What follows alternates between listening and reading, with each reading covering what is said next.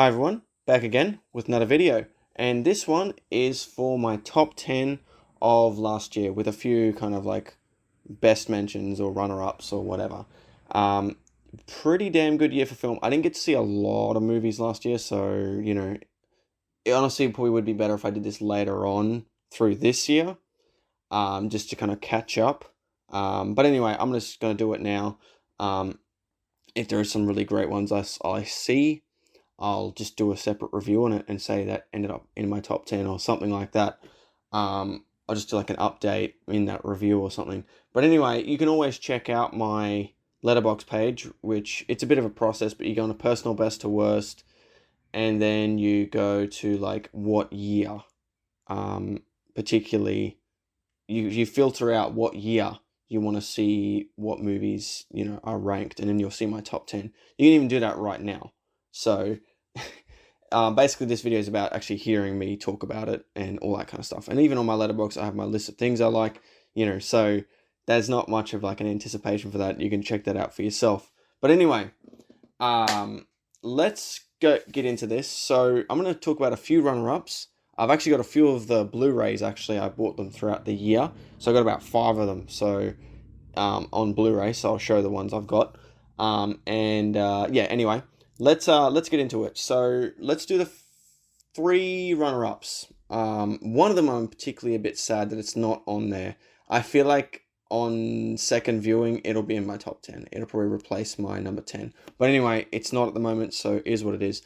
But yes, and also keep in mind this video, these movies, how they're ranked in my top 10, they're not ranked, they're,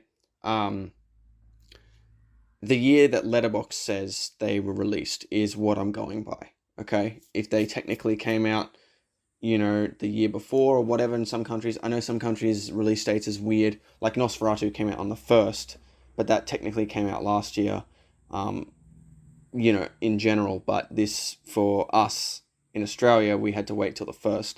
So, it's all wish-washy, but anyway, I'm going by what Letterboxd says technically came out in 2024, so that's what we're going by.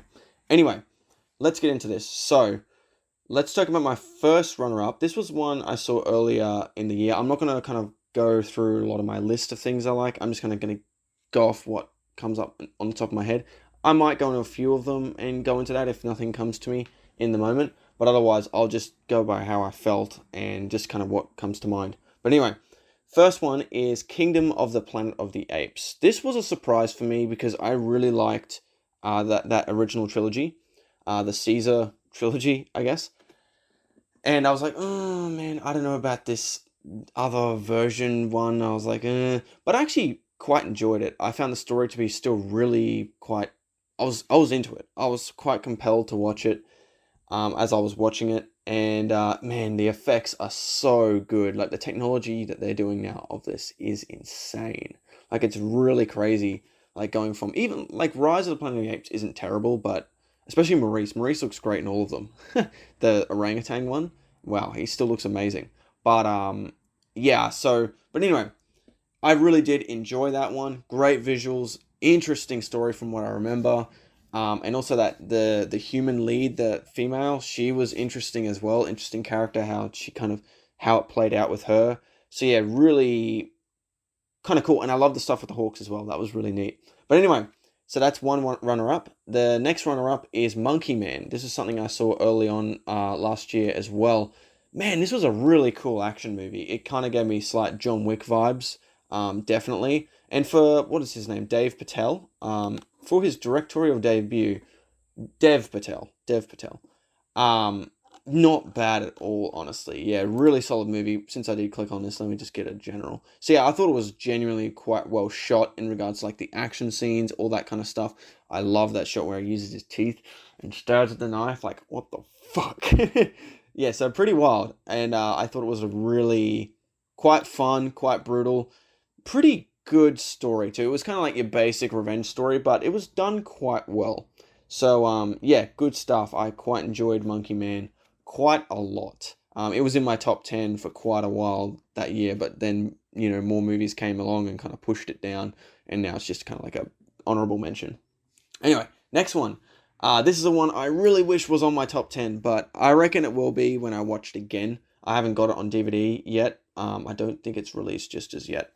But anyway, it's A Different Man. I really like this one, especially um, the themes and the stuff about like self-image. I've got to do a separate review of that one. I'm probably not going to do a review of Monkey Man or Kingdom of the Planet of the Apes, but I think I'm going to do one for A Different Man, and even do a video tying in two movies that I really enjoyed that are very similar of themes, The Substance and this, A Different Man. Yeah, really, I kind of wish it was on there because it's such a really great movie in regards to those messages in it and the themes, and it is quite well made too. I quite liked certain parts of it. I don't want to give away too much because I think I will do a separate review on it soon. But yeah, really good movie. I think I'll watch it again before I do a review of it, and then I'll also do that video tying those two movies together, The Substance and A Different Man. Anyway, really solid movie. Highly recommend if you haven't seen that one. It's a really solid film, so go out there and see it if you haven't seen it, or find it on streaming, whatever. Just watch it. It's really solid. Highly recommend that one. All right, moving on to number 10. So now this is the actual top 10 of the year. So the first one is A Real Pain. This was another directorial debut of this year, I'm pretty sure. Jesse Eisenberg, he's usually, an actor, but he ended up doing this one, and it was really good. I think the one thing that really stood out to me is it wasn't one of those movies where it's like over dramatic, not that very, what do you call, melodrama with the music and this very moody lighting, nothing like that.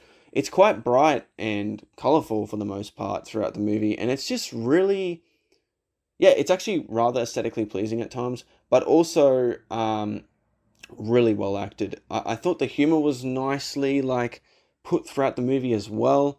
It was just a really solid movie, and I found like a slight reveal to be quite good. And I feel like the reveal in the movie could be something new, like it's a reveal about one of the characters and maybe what's kind of going on with him. It's something you can miss quite easily, and they don't spell it out to you at all, but I really do have a sense that that's probably what's up with the character. And I might talk about that maybe I'll do a review on it, I'm not sure.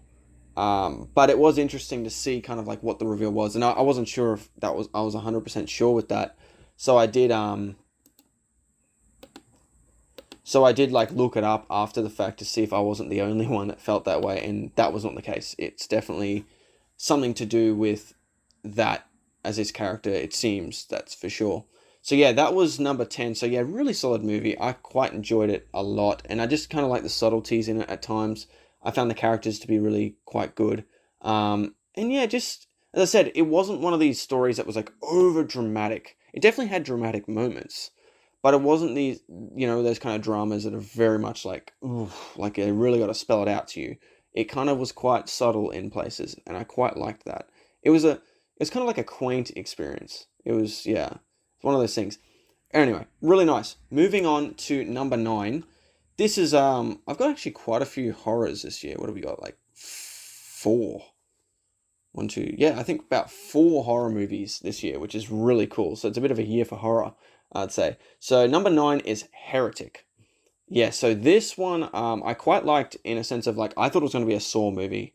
I thought it was going to be really brutal and quite shocking, but it wasn't. It was actually quite philosophical, with what the Hugh Grant's character was talking about, and it was quite challenging. I can imagine, I'm not a Christian myself, but I imagine someone that may have a few moments of questioning it, or some slight doubts throughout the movie, which I quite like movies that are quite daring to do that. But that being said, he is, the way his character is, I can understand how they'd probably work around that and not take it too much to heart. But yeah, I did quite like the things that it explored, and also a particular theme in it of, I was going to do a spoiler video of this as well, maybe at some point, kind of going into a bit more of the philosophy of it, I feel like, because there's quite a few things that I resonate with quite a bit with what he's saying. Granted, I don't completely agree with what he's saying. Because it's interesting, later on in the film, you realize a lot of his rationalizations or things that he tries to debunk is all just to serve his own ideal. It's just the same thing again, which is quite funny. But that's kind of how the human mind works in a way too, which is, yeah, very interesting. So I really like that film because it was not something I thought was going to be that, as I said, thought provoking. So good stuff. So that was number 9. Yes. So number 8 is I've got the Blu-ray. Boom. Challenges. This was really fucking cool. There's the back of it if you want to see that. But yeah, really fucking good movie. This was like really not just a really well-made creative film directed by, what's his name? Luca Guadagnino's. Oh god. Luca. Let's just say Luca. He's a great director. I really liked his previous film, Suspiria, and the remake one. I thought that was really good. I think there's another movie I've seen of his too. Call Me By Your Name? Did he do that as well? I'm pretty sure he did. But yeah, anyway, really solid filmmaking, really creative filmmaking as well. And like, I don't give a shit about tennis. You know, I mean, I've played a bit of tennis just for fun. Don't even really follow the rules. Just knock the ball around back and forth with someone. Like, I really don't. I don't watch it as for entertainment or anything like that. But man, was I entertained by this movie. Like, just the dynamics between the three characters and just the way it was filmed. The music was really cool and also gave some tension and this kind of, I don't know, something like underneath the surface gave that kind of, I don't know, there's something about it really cool. And I love like the editing style, the way they structured the story. Really cool. I love how it was just all revealed and the way the story was told. Really well done. Really solid movie with some really kind of real characters, I guess you could say, which is something else I felt with in A Real Pain as well. They felt like real people with flaws and, with, like they're not, these very perfect individuals. And I really liked that. And it was very much apparent and they kind of felt relatable in a way. So really cool film that was. So that's number 8. So number 7 is Kinds of Kindness. This was a movie directed by Yorgos Lanthimos. This is kind of just came out of nowhere too. Like just, oh wait, this is another movie coming out. I feel like it did fly under the radar a little bit. It definitely wasn't as good as Poor Things. I'll say that for certain. It's definitely not as good as that film, but I found it once again quite thought-provoking. I did quite like it, and it still had a lot of great elements of filmmaking, I thought. And yeah, there's kind of like an overall theme that's in it that I quite like. It's as I said, there are definitely, I didn't connect with it as much as some of his other films. I'd probably say it's one of his weakest films, maybe, but I still did find it quite interesting. So yeah, definitely still in my top 10, because I definitely did leave the theater thinking about it for quite some time, which I love movies that do that. They don't just, you watch it and then you just forget about it. So yeah, still quite a solid movie by Yorgos Lanthimos. Definitely not his best, but I still think it was worthy for my top 10. There's quite a few, there's still a lot of elements I appreciated about it a lot. Okay, moving on to the next one. The next one, number 6, is Civil War. This is a one I feel like flew under the radar a bit too. Like, it came out, people were like, yeah, that was really good. And now I feel like it's a bit forgotten about. That's the back of it, if you want to see that. Okay. Oh, God. I'm trying to avoid my ring light. Oh, my God. There. But yeah, so I quite enjoyed this too. I really was quite surprised by this one. Like, I went into it like, it looks... I quite like this director, but I was like, I don't know what to think about it. Like, I've seen some of the shorts for it and the trailers, and I was like, just like going to the reporter's perspective, but it looks like this very action-packed. It looked kind of a bit misleading, and I do imagine some people would have went into it thinking it was going to be like this crazy war movie, even called Civil War. Yeah, I feel like there's a few weird advertising things with it I didn't really like about it. But anyway, as a movie itself, for what it was, I thought it was great. I thought it was a really... I felt like, once again, flawed characters that were quite disconnected from what was going on, but were very driven in what they were doing. And I found that, in a sense, to be still quite admirable, what they were doing and the crazy shit that they were doing in the film, and like, you could see their drive and whatever in their characters to do what they're doing. And although, what's her name? One of the characters does feel a little bit jaded from it at a certain point. You can kind of tell. The main actress, I don't want to say too much, by Kristen Stewart. Is that her name? Kristen Stewart? I think that's her name. No, sorry. Oh my god, I'm Kirsten Dunst. That's someone else entirely. My bad. Kirsten Dunst. Kirsten Dunst. Um, yeah. So really, yeah, I quite like the soundtrack in it too. Like those songs I like downloaded and listen to in my car now. Yeah, quite a weird soundtrack, but that works quite well.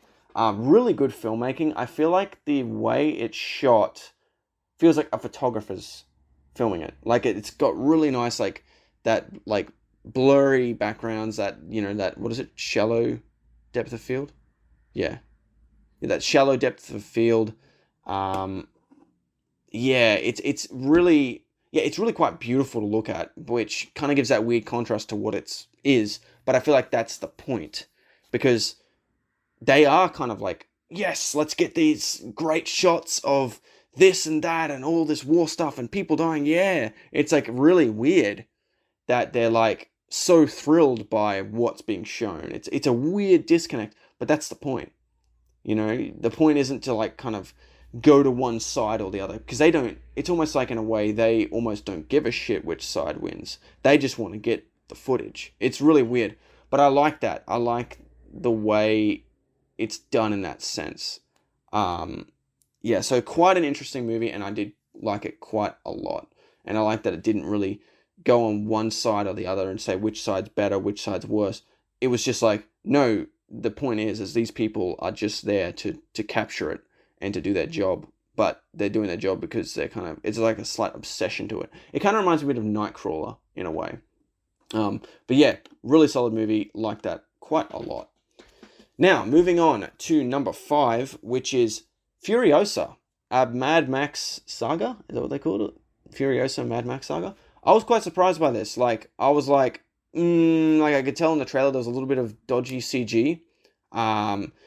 When it was in the theater, it wasn't so bad. I haven't seen it at home on Blu-ray yet, but I imagine it's better. Like, I know sometimes the trailers, they don't fully render up some of the CG. There's definitely noticeable CG in it at times, and I feel like some noticeable green screen in a way, like the way it kind of looks.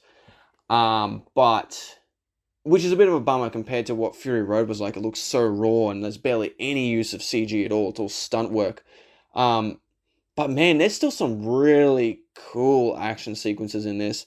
And I still really, even though this is a long movie, I was engaged from start to finish. I found it to be quite a compelling story. And I was really engaged by just what was happening with the characters, with and I quite like Chris Hemsworth's character as well and how he played that out.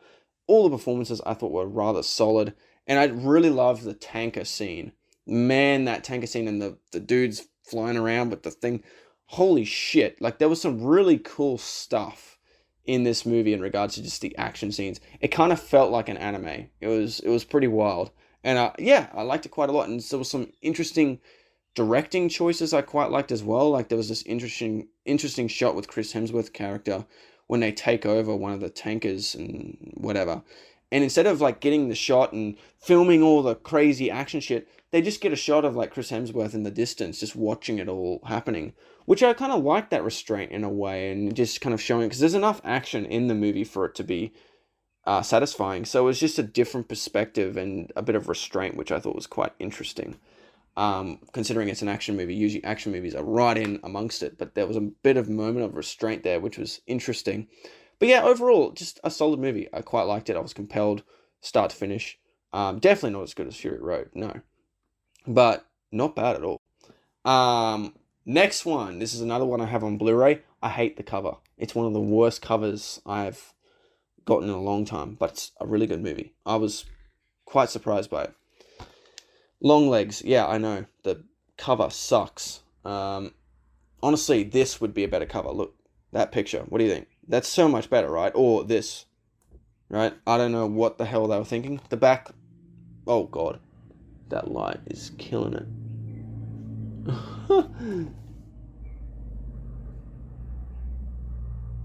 Yeah, the back of it's a little bit better, but the front is awful. Anyway, but yeah, I really like this one. Man, this movie. I'm not a huge fan of jump scares. I think I've said that a few times. But man, there's some really good ones. I remember seeing this in theaters, and man, it got me. Like it got me. Like some of the jump scares, they got me, and then I was like tense afterwards. That rarely happens because your jump scare gets me. I'm like, oh well, that got me. Good, good. I'm surprised, right? Like I actually was genuinely, some movies that actually do it. I'm like, wow, I'm surprised it actually got me. Um, but this one, yes, I did do that, but at the same time, I still felt tense, and that I don't remember the last time that's happened to me. So yeah, really, um, and I think a lot of it is to do with the atmosphere that's created. The cinematography is really good at creating this like atmosphere, and it gives this kind of like David Fincher feel. I feel. Um, Man, I really like this. And Nicolas Cage was pretty great in it as well. Probably one of his best performances I've seen in quite some time. The lead actress was quite good too. She was quite a restrained character, but she played it well. Like, I think that there was some subtleties in her performance that, yeah, she did a good job. So yeah, really solid horror movie. Once again, another horror. And it was, yeah, really good. I was genuinely surprised. So there you go, points to that one. So yeah, that's Longlegs, number 4. Number 3, Nosferatu. I'm kind of sad this wasn't my number 1 because I was really anticipating this movie and thinking, man, this is going to be amazing. Like, because this guy's almost got it. Like, I mean, The Lighthouse is my favorite movie from Robert Eggers still. But man, I feel like his movies are so fucking close to being like my number 1 favorite movie. Like it's just like, like really amazing filmmaking, still really great, like atmosphere created from that, really like solid performances. Willem Dafoe is amazing, yeah, it's just, it doesn't quite get there. It's such a bummer, but man, it's still a really good movie, still highly recommend it. So, well, all of these I highly recommend. If you haven't seen these, watch them. I'd understand though if Kinds of Kindness was a bit weird, and I understand if some people didn't like that one, but a lot of these other ones I think most people would very much enjoy, or at least like.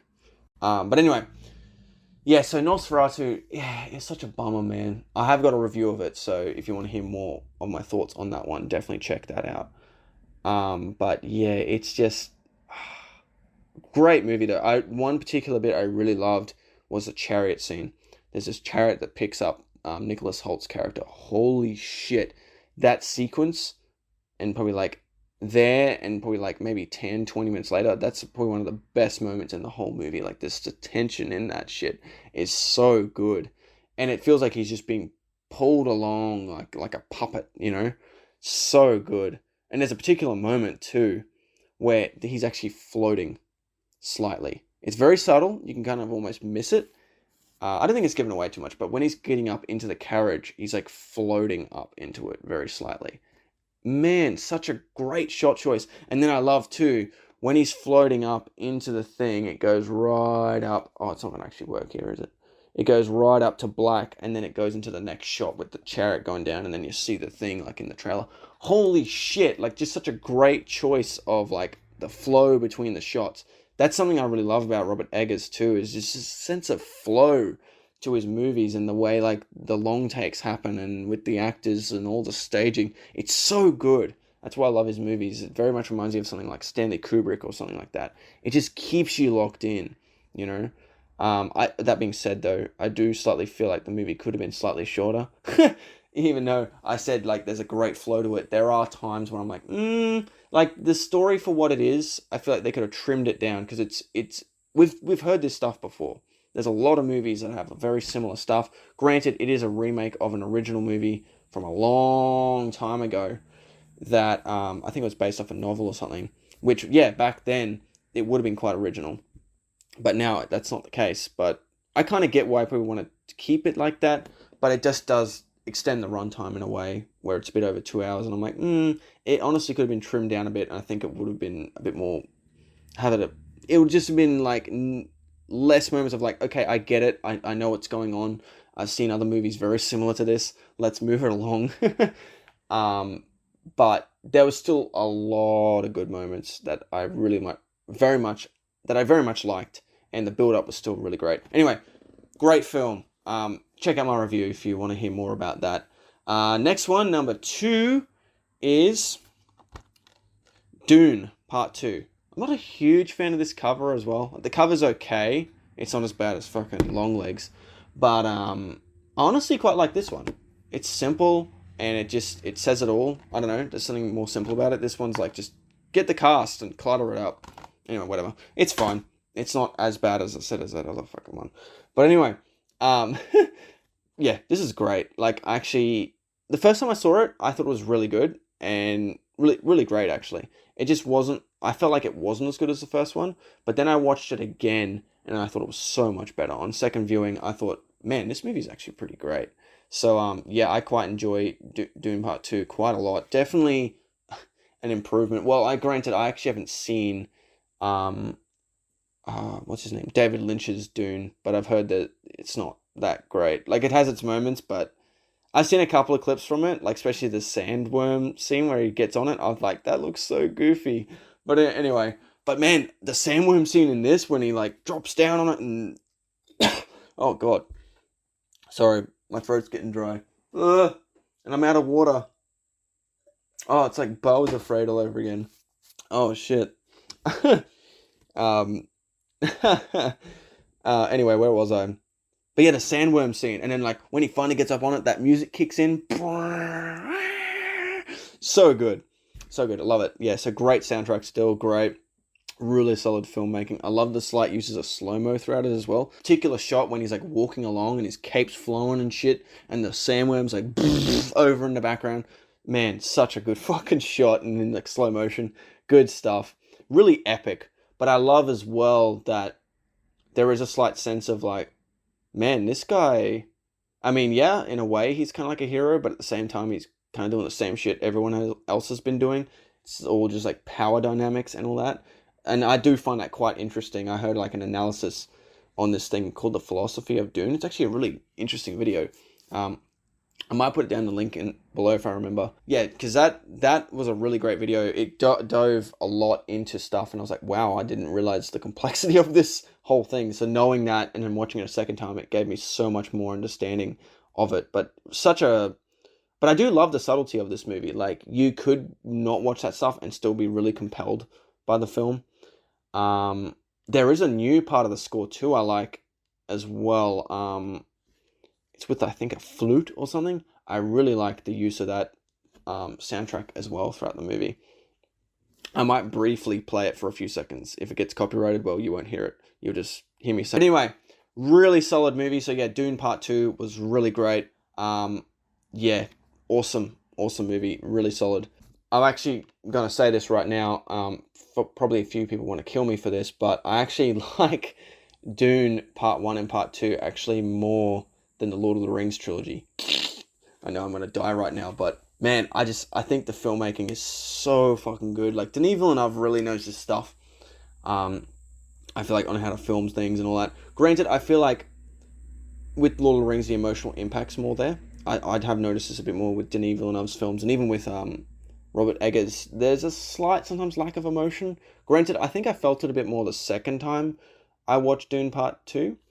But the first time I watched, I didn't quite feel it. But yeah, but I definitely would agree, like, Lord of the Rings, the third one especially, yeah, it has definitely great moments of emotional impact in there for sure. But anyway, yeah, great movie. Highly recommend Dune Part 2 if you haven't seen it, but I think fucking the whole world's seen that movie now. Like, it got great box office success, which was really great to see. Because it is, yes, it is still like kind of mainstream sci-fi, but it did have quite an artistic flair to it, so I'm happy that it worked out well for Denis Villeneuve, because that was not the case with Blade Runner 2049, which was quite a bummer, which is really up there with one of my favourite movies right now, actually. I think it's only number 3? Yeah, so it's slowly built its way up to, like, number 3. It's on my Letterboxd at number 3 right now, so there you go. Okay. Number 1, and I've got this one on Blu-ray. I'll show you. It's actually got a double cover thing. It's got a cardboard thing around it, and then also another cover. I actually like the first cover, but anyway, I'll show you it. The Substance. Holy shit, what a movie this was. Wow. Like, wow. that's the back of this one. It's kind of alright for like a back cover, I guess. But they've got, so this is like a cardboard sleeve, and then it's got this. Which one do you like more? I actually like the simplicity of this one. Like, which one do you think looks better? Honestly, I think the other one looks better. This one here. I don't know, something like mysterious about that one. This one is kind of cool, but I don't know. I quite like the mystery of this one. I mean, this one's kind of mysterious too, I guess, but maybe it's just the green. It really stands out with the white background, you know? Something quite simple. This movie, oh wait, you didn't get to see the back of this one. It's a lot of shit going on, which is kind of like the movie. It actually shows you a lot of use of different color, which is what I love about this movie too. With like all the different color schemes. I do love the use of color in this one. It's quite amazing. But yeah, this was a great film. As I said, like this one, as I said, that's why I'm a bit bummed out that at least at the moment, A Different Man is not on my top 10. I'm a little bit bummed out by that because, man, it's such a great, like, two movies that are very much about similar things, about like mental health and self-image and the pressures of that, and the kind of identity that gets created through that kind of thing. And there's like other themes of it, of like addiction in this movie as well, and like escaping, you know, this, well, which is kind of the same thing in a way. But anyway, like, really, really solid movie. I've already done a review of this one, so feel free to check it out. It wasn't actually my number one for some time. I think it was like my number 4, but I recently rewatched it and found a few more things to appreciate about it. So it's like, it's really high up there for me now. It's actually my number 7 out of my favorite movies of all time right now. So there you go. And like Dune's number 10. So there you go. So yeah, The Substance really got it for me because it's so many great boxes it ticks. Like, it's like visually and on a filmmaking standpoint, on a craft standpoint, amazing. Like, there's so many great choices of like editing, of cinematography, of to really bring out emotion. And that's another thing, that the emotional impact of the movie is definitely quite there. It's very tense, but it's also, there's a moment particularly where she's like getting ready for a date, and it's like, man, the emotion in that scene is quite striking. The use of sound is impressive, like the music, but also just the sound design, and then there's thought-provoking with the themes and all that. So there's just it does so much, and it does it all so well. So, man, such a solid movie. Like, you could see if this was done by some other director, all that other stuff may be put aside, and it's just about the story, and then everything else is just whatever. Like, man, but it wasn't, and they really utilized the filmmaking tools to really tell the story. Brilliant. So yeah, I love it. It's definitely my favorite of the year. This is why I love movies. All these are a lot of reasons why I love movies. Okay, so where was I? The battery just went flat, so I had to I had to kind of, yeah, retrace my steps. So I think I was basically saying, like, The Substance is like, if you want to know why I love film, watch this. Like, seriously, like, it's so good in a sense of like, it uses the filmmaking medium to really tell the story. But it's not just that. It is a compelling story. And not only is it a compelling story, it's a compelling story that you think about afterwards. And I think that's film. To me, like, that is why I love film, is really using the tools to tell the story, but also have a compelling story. Because there's definitely movies that are just really well filmed, and I still appreciate the hell out of those movies. The ones that are just really well filmed, you know, really well shot, great lighting, great color palette, great camera composition, all this stuff, yeah, great stuff. But then it's like, okay, you can go so far with that, but what about the story? What about the characters, right? And this movie does that. And this movie just ticks so many boxes and does it so fucking well. At least I think so. It is very striking. It's definitely not for the faint of heart. Some fucked up shit in this movie, but man, it's all there to tell the story it needs to tell. It's not just there to be gross. It's, you know, it's not Terrifier. It's really trying to tell something, and I think it's fucking really well done. Anyway, I'm lost for words because I'm just swearing because I don't know what to say. It's so good. Yeah, so anyway, really great movie. Highly, highly, highly, highly, highly recommend it if you have not seen The Substance. But yeah, I definitely recommend all these ones though. I would give a bit more caution to Kinds of Kindness. It's a bit of a weird one. If you've seen Yorgos Lanthimos and his other weirder stuff, yes, but otherwise, maybe not. It's up to you. See what you think.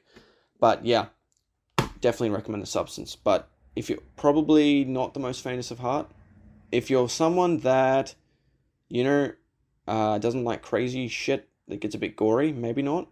But maybe it's still worth it. Because it is quite a striking experience, and I think it's really got quite a strong message there.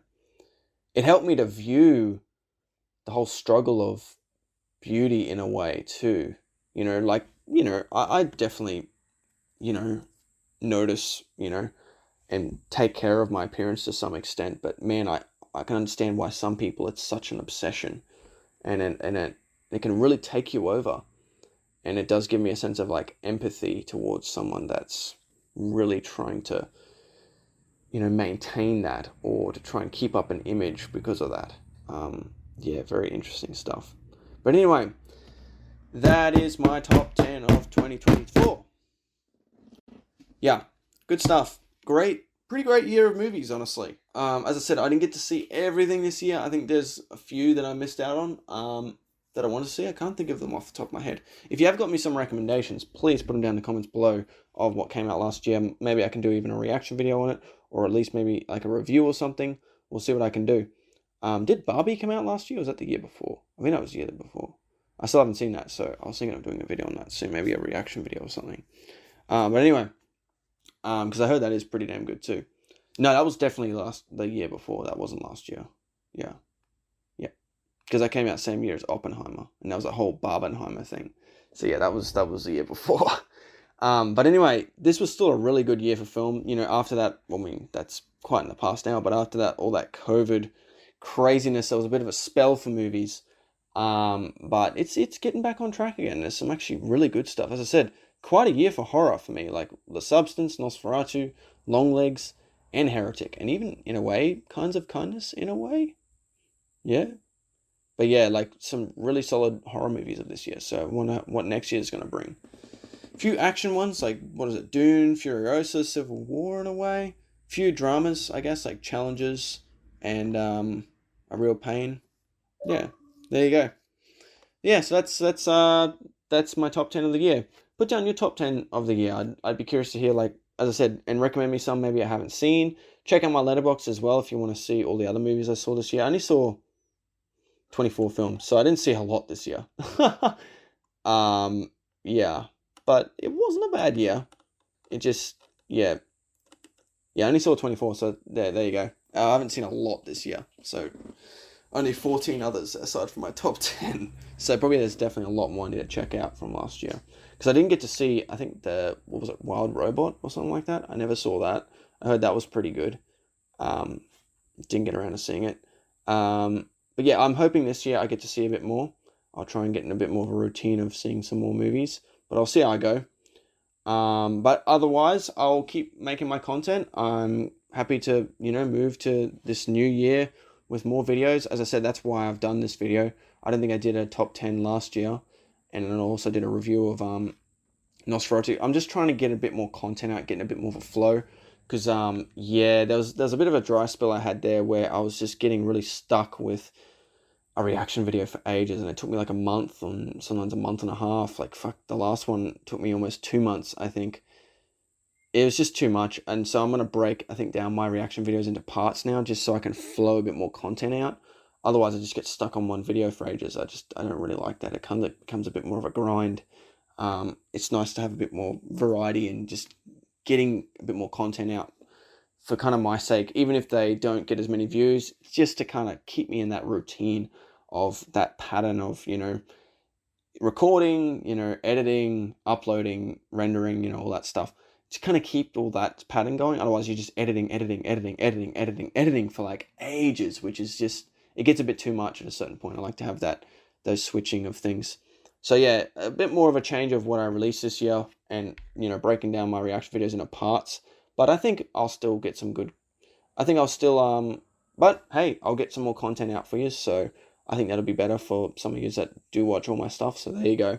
But anyway, feel free to recommend me movies to check out, like reaction videos, movies to react to, movies to watch, just to do a review on, whatever.